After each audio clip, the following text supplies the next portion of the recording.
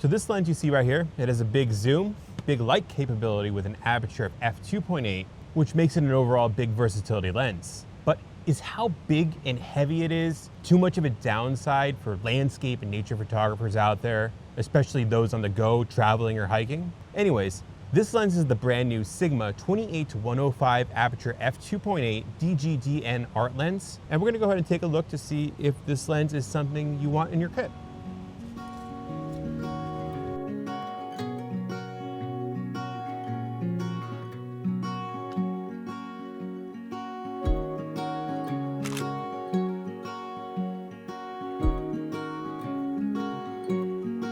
All right, so I know if you're anything like me, you just want to see what the test photos look like.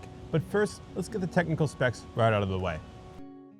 Okay, so here's a closer look at this new Sigma 28-105. First off, it's an aperture of f2.8. This lens features an aperture ring, which has a nice click to it, but if you want to, you can turn the click off with this switch right here. It has an autofocus, manual focus switch to easily switch between both of them. For some reason, this focus ring feels a little bit lighter than other Sigma lenses I've had in the past, so not really a pro or con, just something to keep in mind. If filters are your thing, it's an 82mm thread size, and minimum focusing distance for this lens is 40 centimeters. Now, perhaps the biggest, and pun intended, drawback to this lens is how big it is. It's 990 grams, and it's quite bulky as well, especially when it's zoomed out all the way to 105. I use this lens all day on this hike and all day at a couple weddings, and my arms, comparatively to other lenses that I've used all day, hurt quite a bit more. But everything else about this lens, I absolutely love. I think it's amazing what Sigma has done with this. It's just kind of, for all day comfort, not my favorite, and therefore would I hike or travel with this lens? Depends on the situation, but maybe not so much. Now this lens, currently new, is $1,500. I'll leave a link down in the description if you want to check it out. Let's go ahead and dive into some of the test photos, and I'll give you the rest of my overall thoughts. So when I first heard about this lens, I immediately thought about wedding photography and event photography. But of course, because of my other hobbies, I love landscape and nature photography, I had to test it out there as well. Before filming this video and doing these tests, I had the opportunity to use this lens at a few weddings. And one thing I noticed was how heavy it was in all-day use. And that weight was definitely a hindrance in my ability to at least enjoy my hike. That being said, the photos are amazing.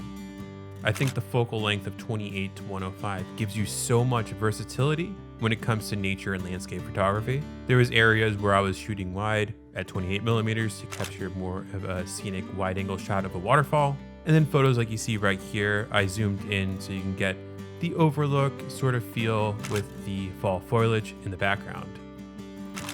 Having a zoom lens in landscape photography isn't talked about too much. Very often people default to the norm of going wide with like a 14mm or like a 14-24.